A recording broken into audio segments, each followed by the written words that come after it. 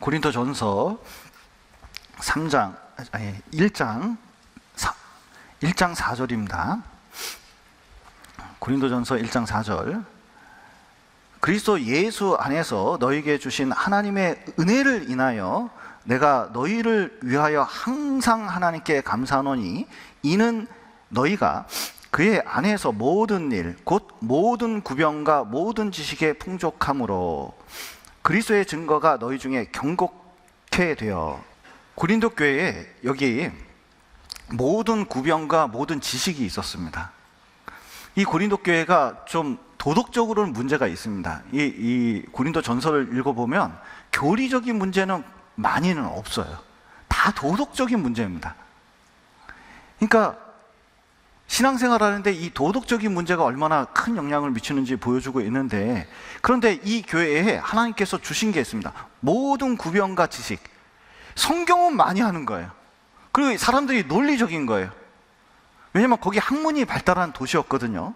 그러니까 이 안에 학문을 주면서 그게 점점 하나님께서 이 단련을 시키니까 이 사람들이 성경 말씀을 많이 합니다. 그럼 시간이 가면 이 성경 말씀이 교회를 어떻게 변화시킬까요? 점점 견고하게 만들거든요. 이게 깨닫는 게 은혜입니다. 저는 그거 많이 느껴요. 저는 전자책을 많이 가지고 있습니다. 어느 날 한번 그걸 계산을 해봤거든요. 이게 돈으로 치면 얼마나 될까? 계산을 해봤더니 5천만 원에서 5천만 원에서 한 1억 정도 되더라고요. 그리고 어떤 책을 연구할 때 책을 잔뜩 이제 해놓고 성경을 이제 연구하기도 합니다. 근데 글자 보는 게 너무너무 힘들어요. 진짜 힘들어요. 그리고 왜 얼마나 많은 사람들이 이걸 연구했는지 뼈저리게 느끼게 되거든요. 그런데 이 목사님들, 동기 목사님들하고 같은 성경을 연구하는 경우가 많이 있어요. 그래서 목사님, 우리 고린도 전서를 같이 한번 해봅시다. 거기서 하고 나하고 나중에 궁금한 거 있으면 물어볼게요. 이런 경우가 있거든요. 그러면 동기 목사님들한테 한번 물어봤어요. 이거에 대해서 어떻게 생각하시냐고. 이게 삶 속에서 깨달아지는 거기 때문에 그 한번 들으면요, 어떤 책도 그런 게 없어요. 근데 그게 맞는 경우가 많아요. 그러니까 결국 하나님께서 이걸 어떻게 깨달았을까 생각을 해보면, 하나님께서 우리 교회가 지탱하기 위해서 점점 뭐냐면 깨닫게 해주는 거예요.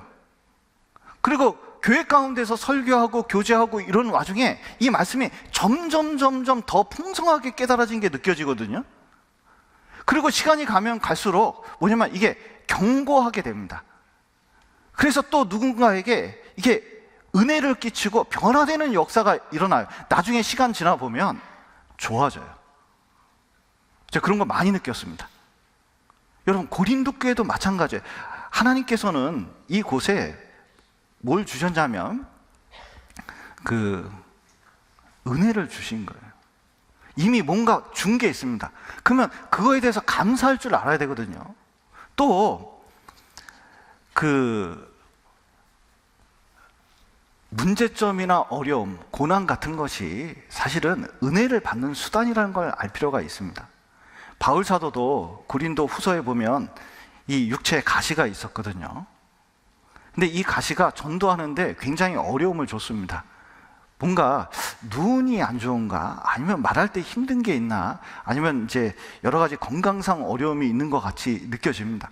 그런데 이걸 가지고 진짜 작심하고 기도했습니다. 3번이나 간구했거든요.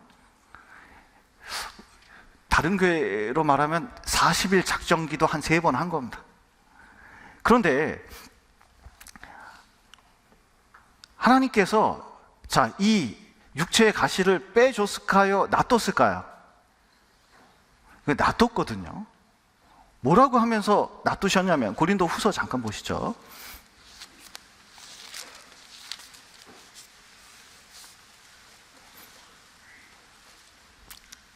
12장 8절입니다.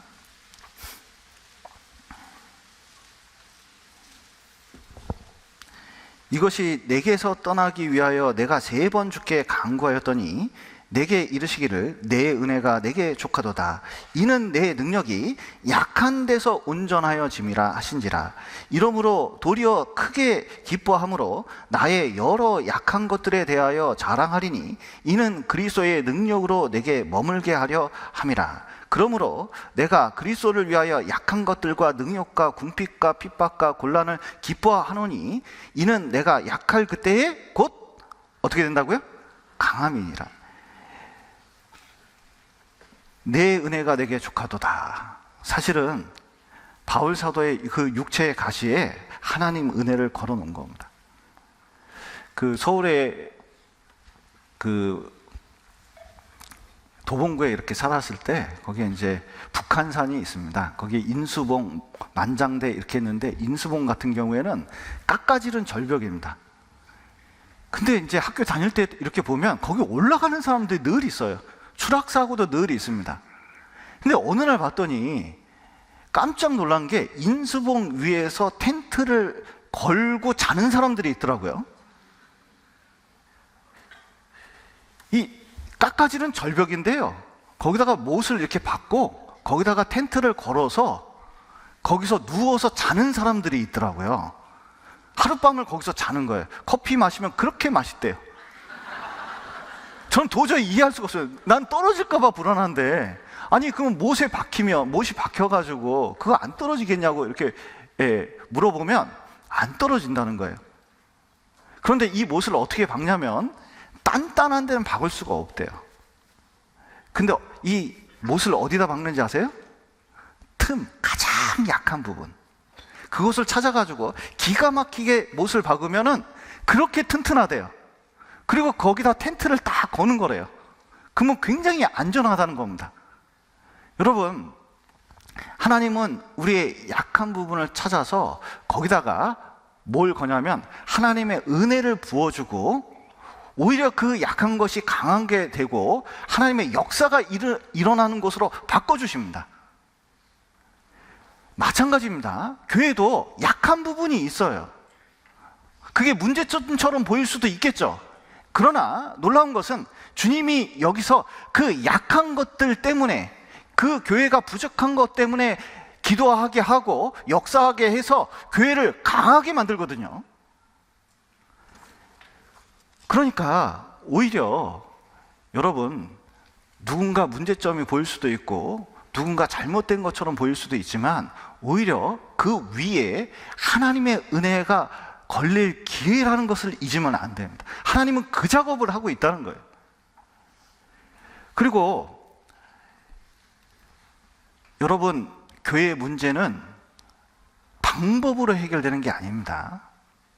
자꾸 어떤 방법을 쓰면은 해결되는 것처럼 말하는 경우도 있어요. 여러분, 자녀 문제가 있을 때 자녀 문제를 어떤 방법으로 해결할 수 있습니까? 자, 애가 공부를 안 해요. 그러면 어떤 방법으로 해결할 수 있나요?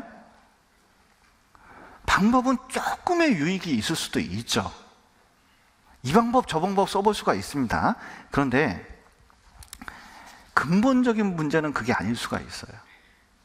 여러분, 교회에 어떤 그 문제를 바울 사도가 비판으로, 그리고 어떤 문제를 지적하는 방법적인 문제로 해결을 한 것이 아니라 고린도전서를 내내 읽어보면 하나님은 은혜 가운데 해결하기를 원합니다. 여러분, 문제 해결점은 어디에 있느냐? 다른 데에 있는 게 아니에요. 은혜 가운데 있는 겁니다. 그래서 우리 안에 있는 은혜를 찾을 때 그 안에서 그 은혜가 각 개인에게 역사하잖아요. 그럼 어느덧 보면은 문제가 해결되어 있어요. 그래서 그 히브리서 13장 9절에 보면 여러 가지 다른 교훈에 이끌리지 마라. 마음은 은혜로서 굳게 함이 아름답고, 이렇게 말씀하셨는데 이 마음은 은혜로서 굳게 되는 겁니다. 그러니까 교회를 경고케 하고 힘있게 만드는 것은 다른 게 아니에요. 여러분 마음을 은혜 가운데 두셔야 됩니다. 좀 교회 오시면 좀 은혜가 느껴지시나요?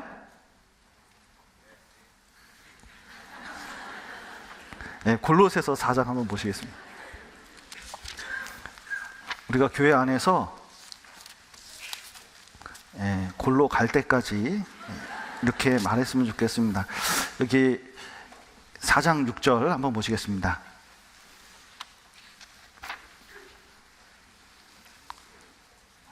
너희 말을 항상 어디 가운데? 은혜 가운데서 소금으로 고르게 함같이 하라. 그리하면 각 사람에게 마땅히 대답할 것을 알리라. 예. 여기 보시면 여러분 어떤 분하고 이렇게 교제를 하면요, 끝이 항상 불평과 비난으로 되는 분이 있어요. 그러니까 그분하고 이렇게 교제를 할 때면 이 목사도 긴장합니다. 왜냐하면 오시면 끝이 항상 불평과 비난과 자꾸 문제가 있으니까 자기 요구사항을 자꾸 얘기하는 분이 계셔요. 그럼 그 요구사항을 하려면 교회 전체를 움직여야 되는데, 여러분, 목사가 생각보다 힘이 없습니다, 여러분. 그렇게 결정되는 것도 아니에요.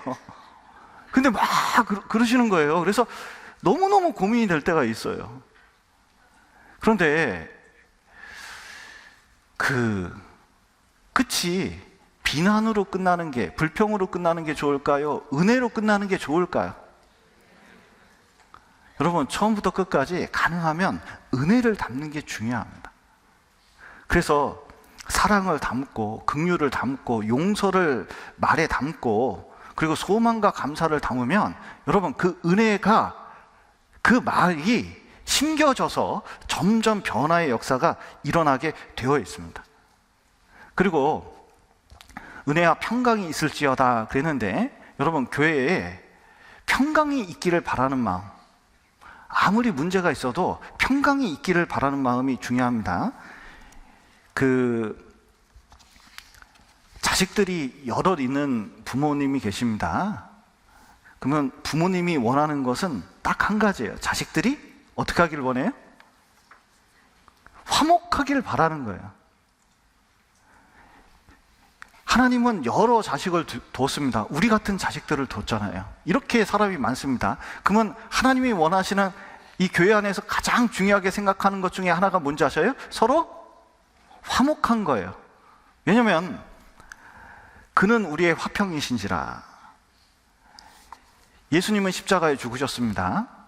놀라운 것은 십자가에 죽으셔서 하나님과 우리 사이에 뭘 이루셨냐면 화평을 이루셨어요.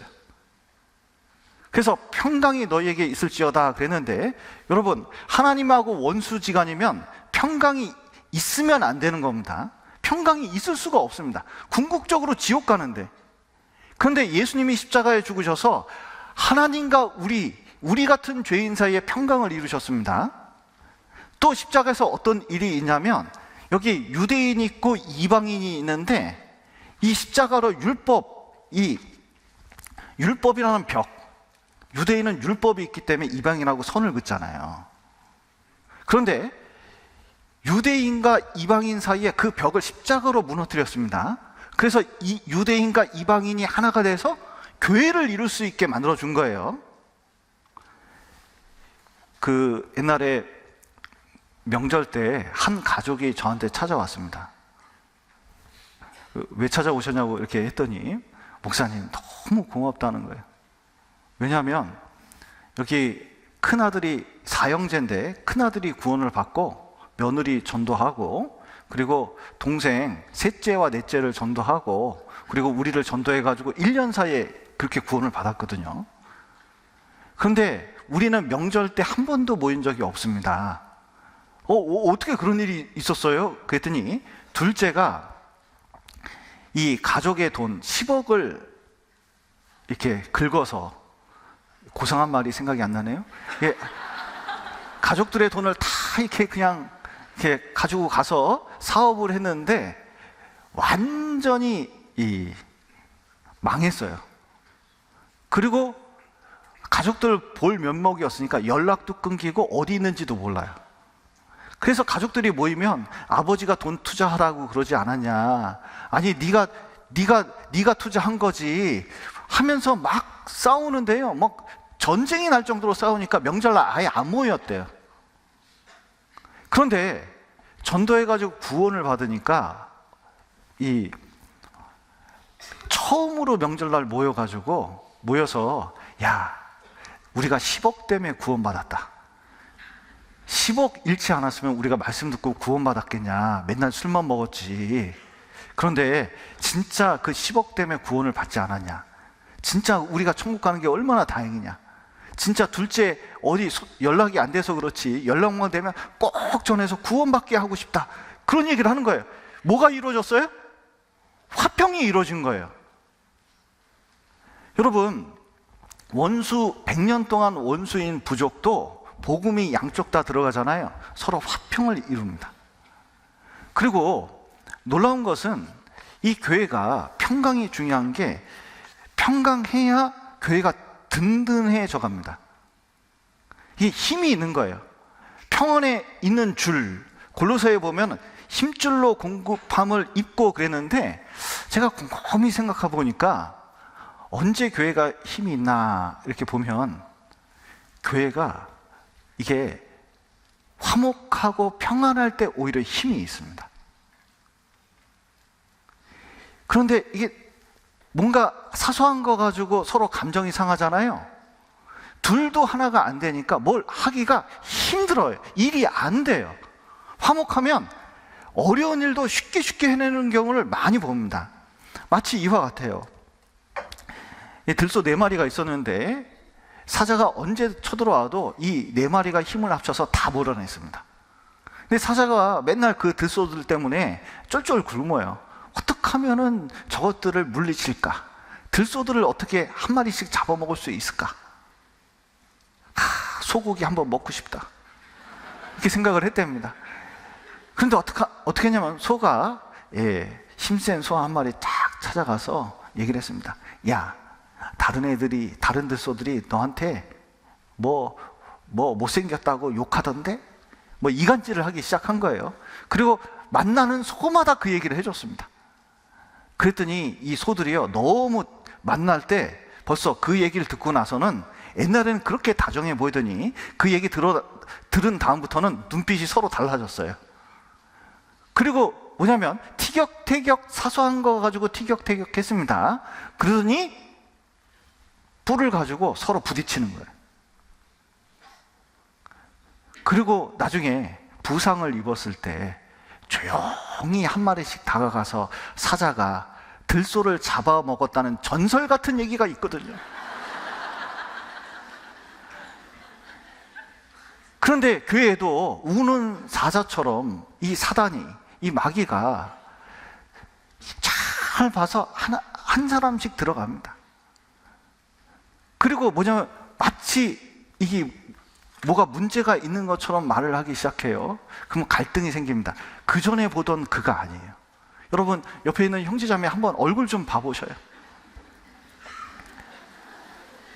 좀 짜증이 납니까? 은혜가 됩니까? 그런데 뭔가 이야기가 딱 들어가잖아요. 그 전에 보던 그분이 아니라니까요. 그런데 그런 말을 하는 사람들을 조심해야 돼요. 왜냐하면 그 뒤에 우는 사자가 있을 수 있거든요.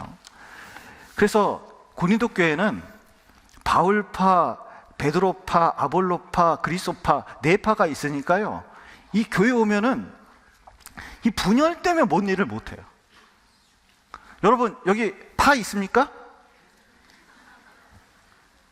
목사님파, 장로파, 아니면 뭐 집사님파, 형제들파, 뭐 등등 여러 가지 있나요? 그렇지 않습니다. 교회는 그럴 수가 없어요.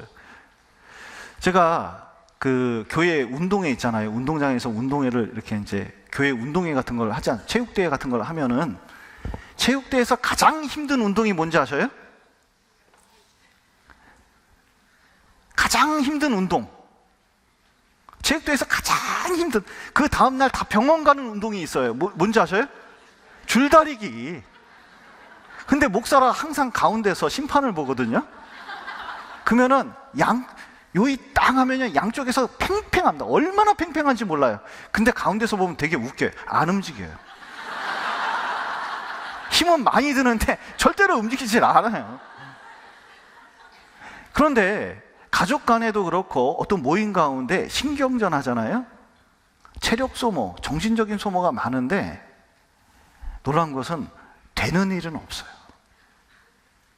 여러분, 우리가 구원을 받았다는 가장 강력한 증거 중에 하나가 평강, 화목한 겁니다. 교회 왔더니 식구들이 화목하고 그리고 그 안에 하나님 은혜가 있고 다정하게 대해주고 그러면 그 자체가 전도가 되는 경우가 많아요. 전도 집회를 이렇게 해보면 어떤 교회 이렇게 전도 집회 하면요 분위기가 인사도 안 하는 분위기 있어요. 왔냐? 듣냐? 뭐 이런 분위기가 있어요. 어떤 교회는 가능하면 화목하게, 가능하면 웃음소리가 나게끔 하는 교회가 있습니다. 인사를 잘하고 그리고 기쁜 표정으로 보는 교회가 있어요. 이상하게 그 교회는 전도가 더 잘 되는 것 같아요. 여러분, 우리는 그 이혼도, 여러분 이혼 잘하는 방법, 이혼이 되는 방법 가르쳐 줄까요? 예. 비난, 경멸, 담쌓기, 무시, 이 네 가지 방법을 말에 담으면 무조건 이혼한답니다. 95%가 이혼한다고 알려져 있거든요. 이건 공식도 있어요. 그러니까 누구를 비난하고 누가 말하면 인사하면 인사도 안 받고 말도 안 하고 그리고 표정도 무표정하고 그러면요 그게 이혼으로 가는 길이에요. 집에 남편이 왔는데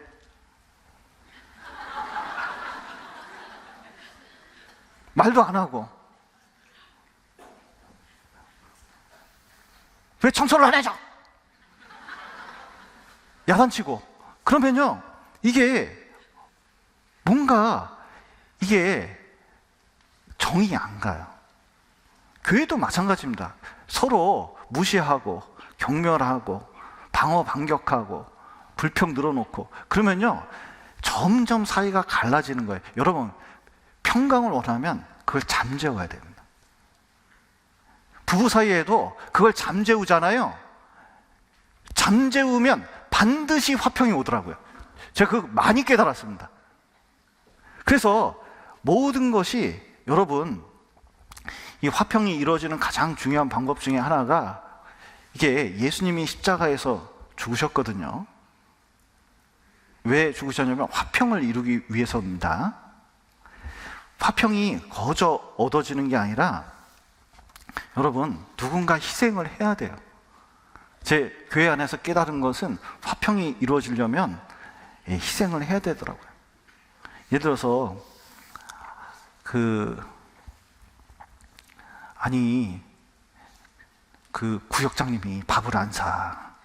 구역장이 돼가지고 어떻게 밥을 안 살 수가 있지?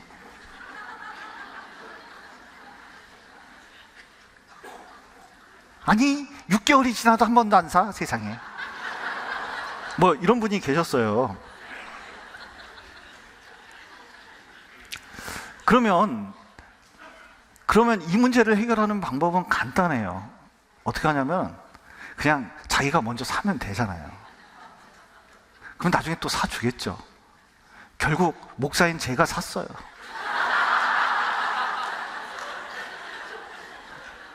그랬더니 어떻게 되냐면 평화가 오더라고요. 평화가 와요. 이게 화평은 사실은 거저 얻는 게 아니라 누군가 희생이 따르지 않으면 절대로 되는 것이 아닙니다. 그래서 예수님께서도 십자가에서 죽으신 거거든요. 그래서 여러분 항상 가정과 이 교회 안에서 이 은혜와 평강이 있기를 바라는 마음 가지고 행동을 하면 여러분 놀라운 것은 은혜와 평강이 생기게 돼 있어요. 은혜와 평강을 깨는 주체가 누구냐면 바로 누굴까요? 나일 가능성이 커요. 여러분 어떤 그 꽃밭에다가 정원사를 넣으면 예쁜 정원이 됩니다. 근데 돼지 2마리 넣잖아요? 돼지 우리 되는 겁니다. 우리 집에 은혜와 평강이 있는 사람이 있으면 우리 집은 은혜와 평강이 넘치는 집이 되는 겁니다. 근데 우리 집에 비난과 날카로움, 예민한 사람들 다 모여 있으면 어떻게 될까요? 그 상태 분위기가 유지되는 거예요. 교회도 마찬가지예요. 그걸 이기는 바라는 마음으로 내 속에서 그것이 나올 필요가 있거든요. 그리고 또 교회를 바라보는 마음, 고린도 전서 한번 보시죠. 시간이 너무 많이 갔습니다. 고린도 전서 한번 보시죠.